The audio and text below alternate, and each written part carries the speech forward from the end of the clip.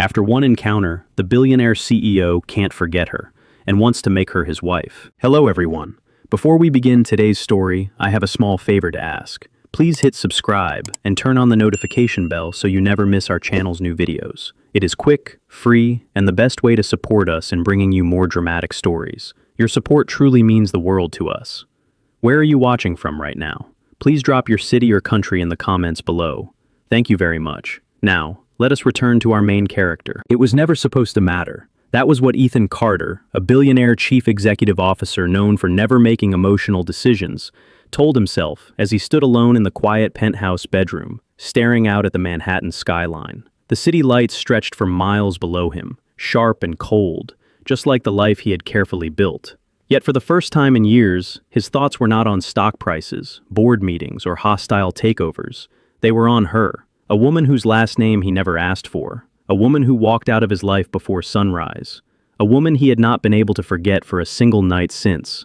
The encounter had been brief, unexpected, unplanned, and that was exactly why it haunted him. Ethan Carter did not believe in accidents. Every deal he closed, every company he acquired, every move he made was calculated down to the last dollar. But that night broke every rule he lived by. He had met her by chance, during a late evening meant to distract him from an upcoming board ultimatum. No cameras, no assistants, no security hovering nearby.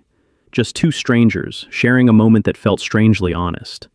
She was not impressed by his tailored suit or the watch on his wrist that cost more than most people's annual salary.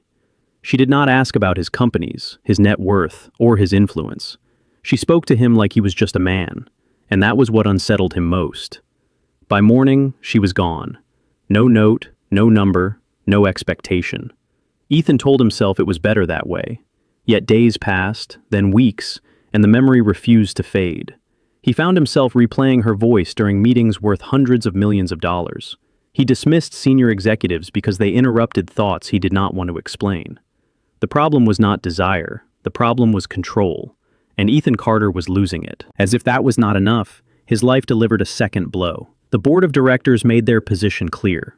A pending merger, critical to the future of his empire, required one thing he had deliberately avoided for years: marriage. Not love, not romance, stability. The investors wanted a public image of commitment, a wife beside him at galas, press events, and shareholder meetings. Someone to reassure the world that Ethan Carter was predictable, replaceable, contained. For the first time, Ethan realized the irony. He had spent his entire life treating relationships like contracts. Now he needed a contract that looked like love. And the only woman he could not stop thinking about was the one who had never asked for anything from him. That was when the thought formed, quiet but dangerous. If he could not forget her, if she already lived in his mind without permission, then maybe the solution was not to erase her. Maybe the solution was to make her his wife. Not for love, he told himself. Not yet. Just a contract, a controlled agreement, a temporary arrangement that would benefit them both.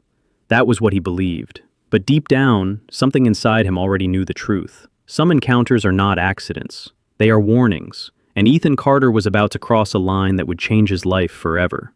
She did not know his name, and that was exactly how Lena Morgan wanted it. 3 weeks after that night, Lena stood behind the counter of a small 24-hour cafe on the Lower East Side, counting the tips in a chipped ceramic jar. The numbers never changed much, a few dollars here, a few coins there, enough to get her through the day, never enough to feel safe. She worked double shifts when she could, 10 hours on her feet, sometimes 12. The smell of burnt coffee clung to her clothes long after she left work, riding the subway home to a narrow apartment she shared with silence and worry. Lena had learned early that life did not reward hope. It punished it. That night with him had been a mistake, a beautiful one, but still a mistake. She remembered how easily she had laughed, how natural it felt to sit across from a man who listened instead of measured her worth. How for a few hours she forgot to be careful. By morning, reality returned. Men like that did not exist in her world, and men who did exist always came with a cost. Lena had grown up watching her mother trust the wrong people. Promises that sounded kind, words that felt warm, all of them ending the same way. Empty bank accounts, empty rooms, empty apologies. She promised herself she would never repeat that pattern. So she left before dawn, quietly, cleanly, without drama. She told herself she did not look back, but that was not entirely true. Now, as she wiped down the counter, Her phone buzzed with a reminder she did not need. Rent due in 4 days. The landlord was patient, but patience had limits. She checked her bank account. The balance stared back at her, unforgiving. Lena exhaled slowly. Love was not a luxury she could afford. That was when the door opened. The bell above it chimed softly, cutting through the low hum of late-night conversation. She did not look up at first. She was used to tired faces, night shift regulars, people passing through. Then she felt it, that same quiet shift in the air, the kind that did not make sense but demanded attention. Lena looked up, and her breath caught. He stood just inside the doorway, dressed simply this time. No suit, no polished edges, just a dark coat, his hands in his pockets, eyes searching the room until they found her. Ethan Carter. She recognized him instantly, even though she had never known his name. For a moment, neither of them moved. The past rushed in without permission. The city, the quiet, the way he had looked at her like she mattered. Her first instinct was to walk away. Her second was anger. He had found her. That meant he had resources she did not, connections she would never have, power. And power always came with expectations. Ethan approached the counter slowly, as if afraid she might disappear if he moved too fast. "I was hoping it was you," he said, his voice lower than she remembered. Lena straightened her shoulders. "You should not be here." "I know," he replied, "but I could not stop thinking about you." There it was, the sentence that used to make her heart soften. Now it only made her guard rise higher. "You should forget," she said quietly. "That is usually how these things work." Ethan shook his head. "I am not good at forgetting things that matter." She almost laughed at that. Men like him did not lose sleep over women like her. "Whatever you think happened," Lena said, "it does not change anything. I have a life, responsibilities. I am not here to complicate your life," he said. "I am here because I need your help." That made her pause. She studied his face. There was no arrogance there, no charm for show, only tension. "What kind of help?" she asked. Ethan hesitated for the first time. "Marriage," he said. The word landed between them, heavy and impossible. Lena stared at him, convinced she had misheard. "You do not even know me." "I know enough," he replied, "and I will explain everything. But not here." She crossed her arms. "I am not for sale." "I am not asking to buy you," Ethan said firmly. "I am asking to make a deal." A deal. The word confirmed her worst fear. This was not romance. This was survival. And she already knew how dangerous deals with powerful men could be.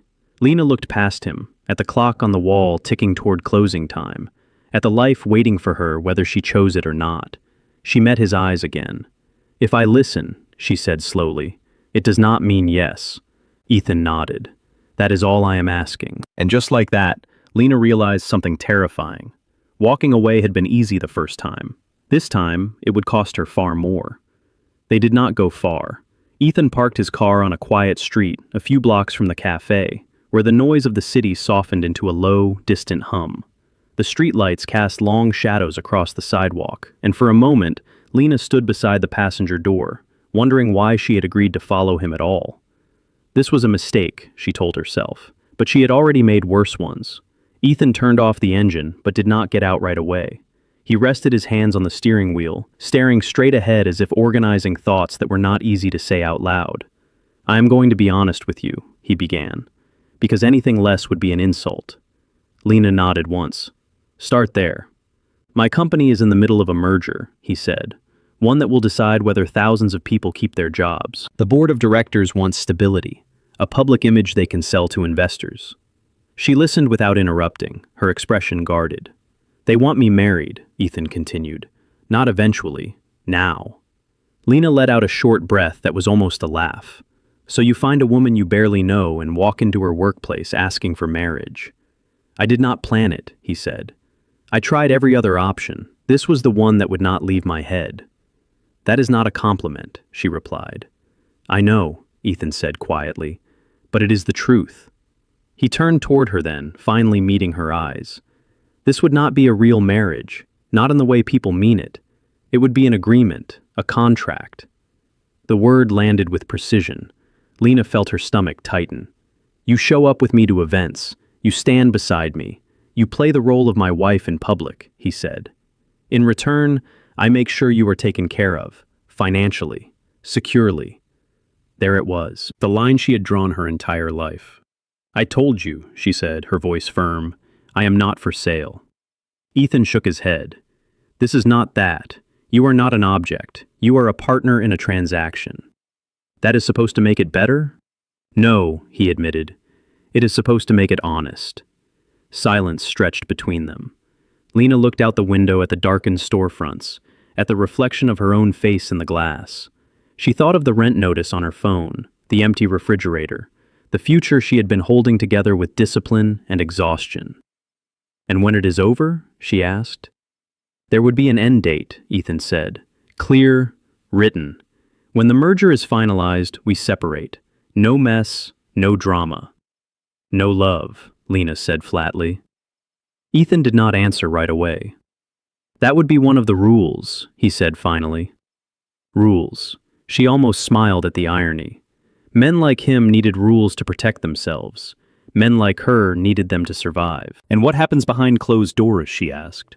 Nothing you do not agree to, he replied immediately. Separate rooms, separate lives. This would not change who you are or what you want. She studied him carefully now. This was not desperation. It was pressure. He was a man backed into a corner, used to controlling outcomes, now asking someone with far less power to step into his world. Why me? Lena asked. You could find someone else, someone polished, someone who fits. Because they would all want something from me, Ethan said. You did not. That answer unsettled her more than any offer of money could have. Lena crossed her arms, grounding herself. If I say no, she said, what happens? Then I walk away, Ethan replied, and I respect that choice. She believed him. That was the problem. She had learned to recognize manipulation. This was not it. This was risk, and risk always had a price. I need time, Lena said. You have it, Ethan said, but not much. She nodded slowly. As she opened the door to step back into the night, Ethan spoke again. This would protect you, he said, from the things you are carrying alone. She paused, her hands still on the door. You do not get to decide what protects me, she said softly. Then she stepped out, leaving Ethan alone in the car, watching the one woman he could not control walk back into the dark. For the second time, he wondered if the deal he was offering would cost him far more than he was prepared to lose. Lena did not sleep that night.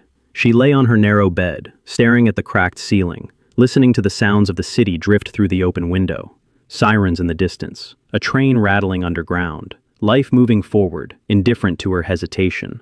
Ethan's words replayed over and over in her mind. A deal, an agreement, an end date. By morning, exhaustion had replaced fear with something colder. Clarity. 3 days later, Lena found herself standing in the lobby of a glass tower that rose like a monument to wealth and certainty. Carter Global. The name gleamed in brushed steel behind the reception desk. This was his world. Everything here spoke the same language. Control, precision, power. She adjusted her jacket, suddenly aware of how small she looked against the marble floors and towering ceilings. An assistant escorted her upstairs without asking her name, as if her presence had already been decided. When the doors opened, Ethan was waiting. Not in a boardroom, not behind a desk, just standing by the window, jacket off, sleeves rolled up, looking like a man preparing for a difficult conversation rather than a victory. I am glad you came, he said. That does not mean yes, Lena replied. I know, Ethan said. It means you are listening. They sat across from each other at a long table. Between them lay a thin folder, the contract. Ethan did not slide it toward her. Instead, he spoke first. There are rules, he said. They protect both of us. Lena nodded. Say them out loud. Rule 1, Ethan began. This marriage exists only in public. We present a united front at events, meetings, and appearances. And in private? She asked. We live separate lives, he said. Separate rooms, separate routines. Rule 2, Lena said calmly. No emotional claims. Ethan hesitated, just long enough for her to notice. Yes, he said. No expectations of love, no promises beyond the contract. Rule 3, she continued. No control over my choices, my work, my time. You keep your independence, Ethan agreed. I do not interfere. She leaned back slightly. And when it ends? There is an exit clause, he said. Once the merger is finalized, the marriage dissolves quietly. No scandal, no retaliation. No revenge, Lena added. None, Ethan said firmly. She studied his face, searching for cracks, for signs of arrogance or entitlement. She found none, only tension. Why are you doing this so carefully? She asked. Because this is the one thing I cannot afford to get wrong, Ethan replied. Lena reached for the folder then. She read every page, every clause, every word. The numbers were there. Security, a place to live, stability she had never known. But what held her attention were the lines that limited him. He had bound himself as tightly as he had bound her. When she finished, she closed the folder. This does not make us equals, she said. No, Ethan admitted, but it gives you leverage. She appreciated that honesty. Add one more condition, Lena said. Ethan looked up. Name it. If you ever use this marriage to humiliate me, control me, or make me feel small, she said slowly, I walk away. Contract or not. Ethan did not hesitate. I agree. A pen rested between them. The room felt suddenly smaller. This was not romance. This was not fate. This was a calculated step into uncertainty. Lena picked up the pen. I am doing this for survival, she said, not for you. I would expect nothing else, Ethan replied. She signed. Ethan signed after her. The sound of the pen against paper echoed louder than she expected. When it was done, Ethan closed the folder. Then we are agreed, he said. Yes, Lena replied. On paper. As she stood to leave, Ethan spoke again. For what it is worth, he said, I will not pretend this is easy for me. Lena paused at the door. It should not be, she said. If it were easy, it would already be a lie. She walked out, contract signed, future uncertain. Neither of them said what both were already beginning to understand. The marriage might be fake, but the consequences would be real. The transition happened faster than Lena expected. One week, she was finishing late shifts at the cafe, counting coins before boarding the subway. The next, she was stepping into a quiet townhouse on the Upper East Side, keys placed in her palm like something fragile. This is temporary, she reminded herself as the door closed behind her. Temporary had become her favorite word.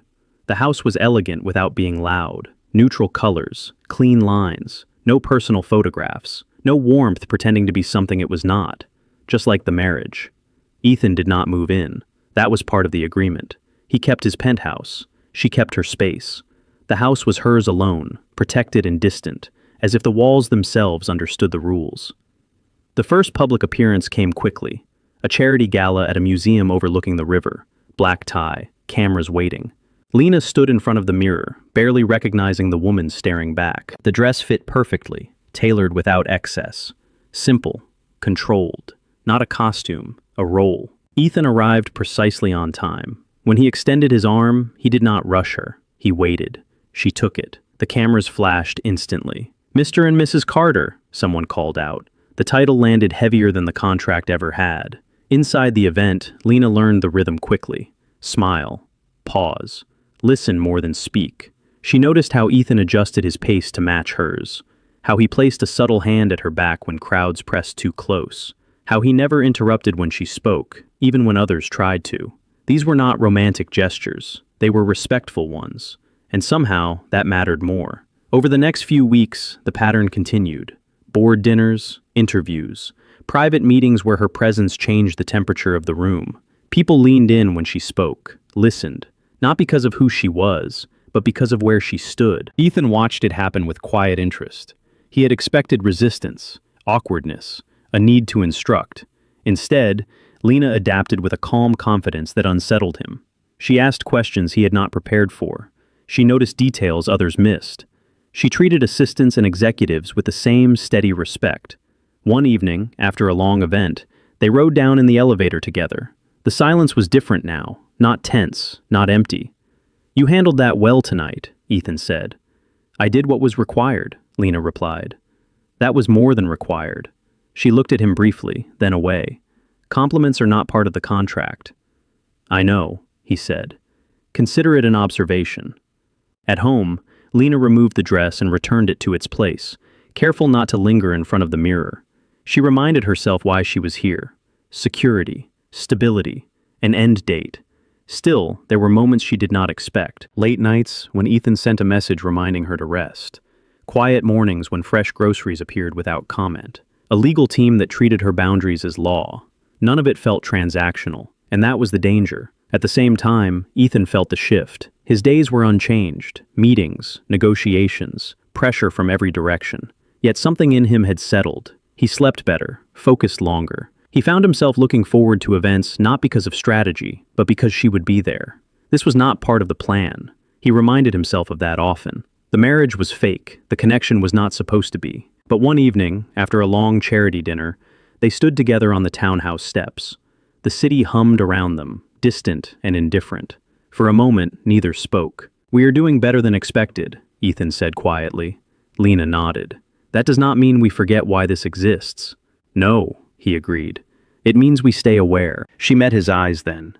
"Do not mistake my composure for attachment," she said. "I would never," Ethan replied. They both knew that was only partly true.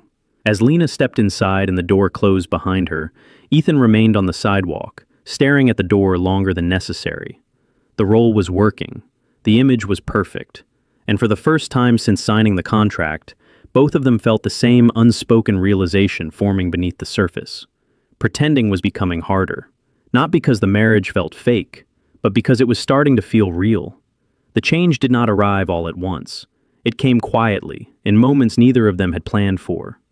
Late one evening, after a private board dinner ran longer than expected, Ethan found himself sitting in the back of the car beside Lena as rain traced slow lines down the tinted windows. The city blurred past, lights stretching and dissolving like unfinished thoughts. Neither spoke at first. The driver turned onto a quieter avenue, and the silence settled between them, not uncomfortable, but heavy. "You do not have to come to everything," Ethan said finally. "I can handle some of these alone." Lena kept her eyes on the window. "The contract says public unity." "That was written for appearances," he replied, "not exhaustion." She turned to look at him then, surprised by the concern she heard in his voice. "I am fine," she said. "I have handled worse." Ethan did not doubt that, and that realization unsettled him. Later that night, Lena returned to the townhouse with a dull ache behind her eyes. She kicked off her shoes, dropped her bag by the door, and leaned against the wall longer than necessary. This life was easier than the one she had left behind. That was what frightened her. Her phone buzzed softly, a message from Ethan. "Did you get home safely?" She stared at the screen. This was not part of the agreement. "Yes," she typed back after a moment. Another pause. Then, "Good. Get some rest." She set the phone down, her chest tightening with a feeling she refused to name. The following weekend, a storm knocked out power across part of the city. The townhouse went dark just after sunset. Lena lit candles, moving carefully through unfamiliar shadows. She was halfway through heating soup on the gas stove when the doorbell rang. She froze. No one came here unannounced. When she opened the door, Ethan stood there, rain-soaked, jacket slung over one arm.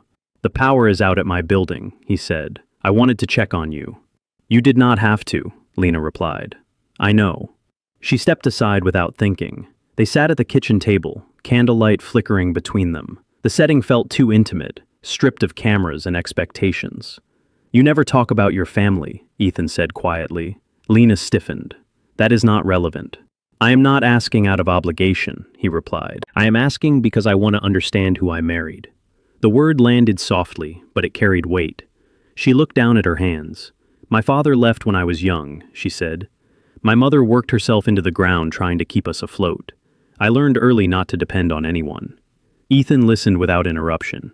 "When she trusted the wrong people, we paid for it," Lena continued. "So I stopped believing promises." Silence followed. "That is why you left," Ethan said gently. "That night." She nodded. "I could not afford to believe it meant more than it did." He leaned back slightly, processing her words. "I have spent my entire life believing control was safety," Ethan said. "If I planned well enough, nothing could hurt me." "And now?" Lena asked. "And now I am realizing control only works until it does not." Their eyes met across the table. The rules were still there, unbroken, but something beneath them had shifted. Later, as the power flickered back on and the storm eased, Ethan stood to leave. "This does not change anything," Lena said quickly, as if reminding herself as much as him. "No," Ethan agreed. "It just explains more." At the door he paused. "You do not owe me trust," he said, "but I will not abuse what little you have given." She believed him. That was the dangerous part. After he left, Lena stood alone in the quiet kitchen, heart racing for reasons that had nothing to do with fear. Across the city, Ethan returned to his penthouse, restless. The marriage was still in agreement. The rules were still intact. Yet both of them knew the truth they refused to say out loud. The hardest part of a fake marriage was not pretending. It was realizing you no longer knew where the act ended and the truth began. The invitation arrived without warning. A formal charity gala hosted by Carter Global, attended by investors, board members, and press from every major financial outlet in the country. It was meant to celebrate the near completion of the merger. It was also the night everything broke. Lena sensed it before they even arrived. The ballroom was larger than usual, brighter, filled with a sharper kind of attention. Conversations paused as Ethan and Lena entered together. Smiles lingered a second too long. Eyes followed them with interest that felt less curious and more calculating. Ethan noticed it too. "Stay close," he murmured. Lena nodded, her posture steady, her expression composed. They moved through the room as they always did. Polite greetings, brief exchanges, cameras flashing. Then she saw her. Victoria Hale, a senior board member, powerful, impeccably dressed, and smiling in a way that never reached her eyes. Victoria approached with practiced ease, champagne flute in hand. "Lena," she said warmly, "you look lovely tonight." "Thank you," Lena replied. Victoria turned to Ethan. "May I borrow your wife for a moment?" It was phrased as a courtesy. It was not a request. Ethan hesitated. "If it is quick." "Oh, it will be," Victoria said. They stepped aside, just far enough to be seen, but not heard. "I assume you know why I wanted to speak with you," Victoria said. Lena met her gaze. "No." Victoria smiled thinly. "Your marriage." The word felt suddenly sharp. "You see," Victoria continued, lowering her voice, "some of us have been asking questions, background checks, timelines." Lena felt the air leave her lungs. "And it appears," Victoria said calmly, "that your relationship with my colleague began rather suddenly, almost conveniently." "What are you implying?" Lena asked. "That this marriage may not be what it appears to be?" The music swelled behind them. "I am his wife," Lena said evenly. "For now," Victoria replied. "But contracts have a way of surfacing." Lena's heart pounded. "You would not," she said. Victoria's smile widened. "Watch me." The lights dimmed slightly as the master of ceremonies took the stage. "Ladies and gentlemen," he announced, "before we continue, we have a brief statement from the board." Lena turned toward Ethan. He was already looking at her. Something was wrong. Victoria stepped onto the stage. "Transparency is the foundation of trust," she said into the microphone. "And tonight, we believe our investors deserve clarity." Murmurs rippled through the room. Victoria gestured toward the screen behind her. A document appeared. The contract. The words blurred before Lena's eyes. Gasps filled the ballroom. "This marriage," Victoria continued, "was entered under contractual obligation, not love, not commitment." The silence that followed was brutal. Lena felt exposed, reduced, stripped of dignity she had fought to protect. She turned to Ethan. His face had gone still, controlled, dangerously calm. "This was not supposed to happen," he said quietly. The room buzzed with whispers. Cameras turned toward her. She felt every eye judging her, measuring her worth, assigning motives she never claimed. Gold digger, opportunist, pretender. Lena straightened. She did not wait for Ethan to speak. She stepped forward, then stopped. No, she turned away. Walking out felt like the only choice that still belonged to her. She removed the ring and placed it gently on the nearest table. Not dramatic. Final. "I am done," she said softly. She left the ballroom without looking back. Ethan stood frozen as the doors closed behind her. The damage was done, but the real test had only just begun. Because for the first time in his life, Ethan Carter faced a decision no contract could solve. Power or her. And this time, choosing wrong would cost him everything. The boardroom was silent. Not the polite silence of agreement, but the kind that came when power shifted and no one was ready to acknowledge it. Ethan stood at the head of the table, hands resting flat against the polished surface. Around him sat the same people who had shaped his career, approved his decisions, and benefited from his discipline. Victoria Hale watched him closely. "The damage is contained," she said. "We can issue a statement, distance the company from the situation, proceed with the merger." Ethan did not respond. Your wife has already removed herself, Victoria continued. This does not need to escalate. That word landed wrong. Removed. As if Lena had been an inconvenience, a variable corrected. Ethan slowly straightened. No, he said. The room stiffened. No? Victoria repeated. No statement, Ethan said. No distancing. No merger. A murmur swept through the table. One of the senior directors leaned forward. You are willing to walk away from a deal worth billions over a failed arrangement? Ethan met his gaze. It did not fail, he said. It revealed the truth. Victoria's expression hardened. Be careful. You are risking everything. Ethan nodded once. I know. He reached into his jacket and placed a document on the table.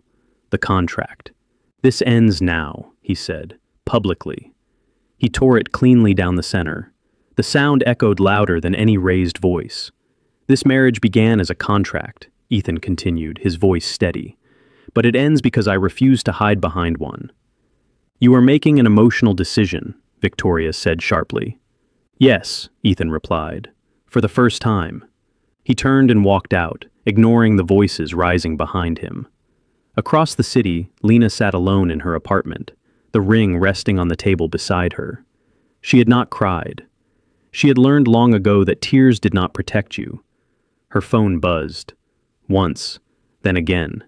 She did not answer. A knock sounded at the door. She froze, then stood, heart pounding, and opened it. Ethan stood in the hallway, tie loosened, eyes tired, no security in sight. I ended it, he said immediately. The merger, the contract, all of it. That does not fix what happened, Lena replied. I know, Ethan said. I am not here to fix it. I am here to take responsibility. She crossed her arms. You should have stopped it. I should have, he agreed. And I did not. That failure is mine. Silence stretched between them. I am not asking you to come back, Ethan said. I am asking you to hear me. She hesitated, then stepped aside. Inside, the apartment felt smaller than she remembered. I asked you to marry me because it made sense, Ethan said. Because it was efficient, controlled. And now? Lena asked. Now I am asking you because I cannot imagine standing anywhere without you, he said. And because if you walk away, it will be my loss alone. She studied his face. No defenses, no leverage, no offer, only truth. I will not be your image, Lena said. I will not be your shield. I do not want either, Ethan replied. I want you, with a choice. She exhaled slowly. You broke the contract, she said. Yes, Ethan said, on purpose. Lena looked at the ring on the table. Then she pushed it toward him. I do not want that version of us, she said. If there is anything left, it starts without paper. Ethan nodded. Agreed. He did not reach for her. He waited. That was when Lena realized something had finally changed. For the first time, Ethan Carter was not trying to control the outcome. He was choosing her, and leaving the choice where it belonged, in her hands. The weeks that followed were quiet, not empty, but intentional. Ethan stepped back from public life, letting statements speak where his presence once dominated. The merger dissolved cleanly, headlines moving on faster than anyone expected. The world did what it always did. It kept turning. Lena returned to her routines slowly. Morning walks, work she chose for herself, conversations that were not measured by cameras or contracts. They did not rush toward each other. That was the difference. Ethan did not call every day. He did not send flowers. He did not arrive with grand gestures meant to overwhelm. He waited. When they met again, it was not at a gala or a boardroom. It was at a small park overlooking the river. Late afternoon sunlight warming the benches as people passed without looking twice. Ethan arrived first. When Lena approached, he stood, not out of obligation, but respect. They sat side by side, leaving space between them. I am not here to ask you for anything, Ethan said. I only wanted to tell you something. Lena listened. I spent my life believing leadership meant control, he continued. That love was a distraction from progress. You showed me that leadership without integrity is empty. She said nothing. I am rebuilding, Ethan said. Not my company, myself. He turned to her then. If you choose to walk away, I will understand. If you choose to stay in my life, it will be as my equal. No image, no protection, no conditions. Lena looked out at the water, watching it move steadily forward. She thought of the contract she once signed to survive, the ring she had returned to protect herself, the choice she had been denied for so long. "I do not want a man who needs me," she said finally. "I want a man who chooses me, even when it costs him." Ethan nodded. "That is who I am trying to become." Silence followed, comfortable and unforced. When Lena reached for his hand, it was deliberate. Not because she had to, because she wanted to. They did not announce their decision. They lived it. Months later, they stood together again, this time in a quiet gallery space filled with soft light and familiar faces. No press, no shareholders, no obligations, just people who mattered. There was no contract on the table, no lawyer waiting nearby. Ethan held a simple ring, not expensive, but chosen. "This time," he said, voice steady, "there are no terms, no end dates, no escape clauses." Lena smiled. "That is the only version I accept." When they married, it was not an event, it was a promise. Ethan did not gain stability from a wife. He earned it by becoming worthy of one. Lena did not marry into wealth. She married into choice. As they stood together, hands intertwined, the past no longer defined them. The contract that once bound them was gone. The marriage that remained was real. Because it was not built on power, pressure, or appearances. It was built on truth. And the simple understanding that love, when freely chosen, is the strongest commitment of all. The marriage was fake. The love was real. And this time, they both chose it.